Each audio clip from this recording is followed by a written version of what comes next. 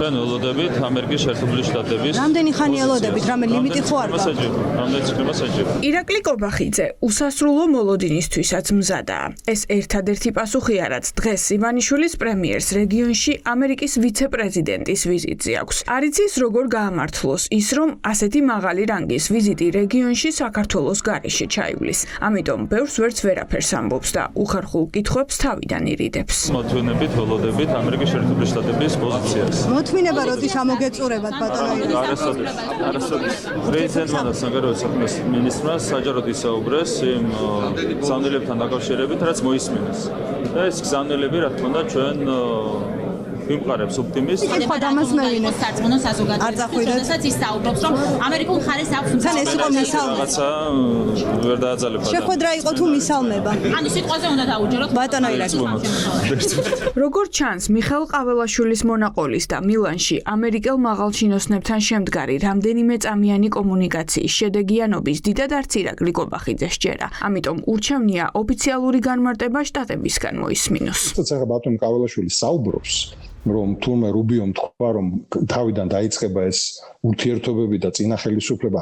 ეს ძალიან მნიშვნელოვანი განცხადებაა, იმიტომ რომ ეს ამის თქმა, თუ ამერიკული მხარე ამას არ დაადასტურებს და კონკრეტული ვიზიტი არ მოყვება ამას, ან ვაშინგტონში, ან თბილისში. ჩვენ აღმოჩნდება, რომ ეს რაღაც ისევ პროპაგანდისტული რაღაც ხრიკი, როგორც ბიძინა ეთქოს, ტრუკი ჩაგვიტარეს და მე ელჩი ვიყავი და მიმუშავე ყოველთვის თან ხვდება მსგავსი განცხადებები, რომ რა სიტყვის მეორე მხარე. ვაშინგტონი კი დუმს და ამ დრომდე არაფერს პასუხობს ყაველაშვილის და ბოჭორიშვილის გავრცელებულ ინფორმაციას, რომ ტრამპის ადმინისტრაცია საქართველოსთან არსებულ ურთიერთობას ნანობს. სამხრეთ კავკასიაში ბოლო წლების ყველაზე მნიშვნელოვანი ვიზიტით ჯეიდი ვენსმა სომხეთიდან აზერბაიჯანში ისე გადაინაცვლა, საქართველოს ერთხელაც არ უხსენებია.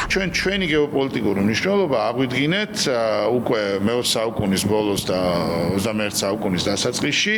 დაიწყო ეს 1999 წელს ეუთო სტამბოლის სამიტიდან და გაგრძელდა უკვე 2000-იანი წლების პირველ ათწლეულში, როდესაც ჩვენ აი ამ ჩვენს როლს და ფუნქციას ვცდილობდით, რომ მაქსიმალურად გაგვეძლიერებინა. ეხლა რასაც ჩვენ ვხედავთ, ეს არის საქართველოს როლის სრული დაკნინება. ქართული ოცნება ცდილობს ვიცე-პრეზიდენტის ვიზიტი მხოლოდ ტრამპის მარშრუტის პროექტს დაუკავშიროს და ამით საკუთარი პასუხისმგებლობა აირიდოს. თუმცა ეს რომ რეალურად ასე არაა, ოფიციალურ შეთანხმებებში ჩანს. ვაშინგტონმა და ერევანმა ბირთვული თანამშრომლობის შეთანხმება გააფორმეს, რომლის შემდეგაც ამერიკელმა მაღალჩინოსანმა სომხეთში 9 მილიარდი დოლარის ინვესტიციების პირობა დადო. ჩვენ რა გვინდა, ხო ვიყოთ რეგიონის ლიდერები, გვინდა რომ ვიყოთ თავისუფალი, ერთიანი, დემოკრატიული ევროკავშირის ცივილიზებული სამყაროს წევრი ქვეყანა. გუშინ ვენსი ჩავიდა, წარმოიდგინეთ, სომხეთში და სასწაულ კონტრაქტებს მოაწერეს ხელი. აი ხო, ჩვენ ხო გვინდა სამუშაო ადგილების შექმნა მაღალანაზღაურებადის.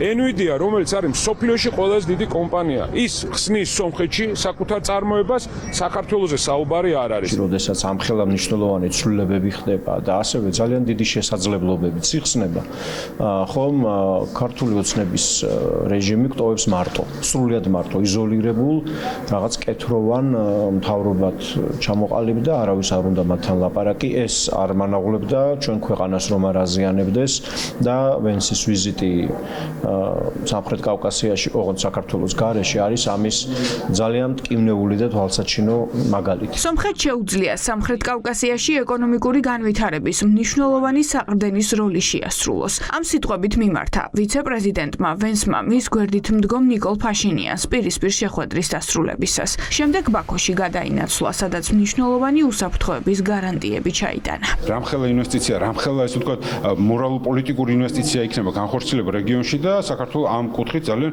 გვერდზეა დარჩენილი და აბსოლუტურად ეკონომიკურ, ესე ვთქვათ, შეიძლება დანაკარგებითაც წავიდეს, იმიტომ რომ ამ პროცესში მონაწილე არ ახარ, მაშინ შენ კარგავ იმ განსაკუთრებულ როლს და ფუნქციას, რომელიც აქამდე ჰქონდა. ანუ ამ შემთხვევაში საქართველოს შეიძლება გახდეს ჩიხში. სამხრეთ კავკასიაში შექმნილი ახალი გეოპოლიტიკური რეალობა რუსეთს სერიოზულ პრობლემას უქმნის და ამიტომ ახლა ცდილობს ახალ დერეფანში საკუთარი როლი გამონახოს. მოსკოვი მზადაა სომხეთთან ტრამპის მარშრუტის პროექტში მოსკოვის შესაძლო მონაწილეობის პარამეტრები განიხილოს. განაცხადა ვენსის ვიზიტის პარალელურად რუსეთის საგარეო საქმეთა მინისტრის მოადგილემ, რაზეც სომხეთისგან მტკიცე უარი მიიღო. ეს სომხურ-ამერიკული პარტნიორობაა, ასე უპასუხა კრემლს სომხეთის პარლამენტის სპიკერმა.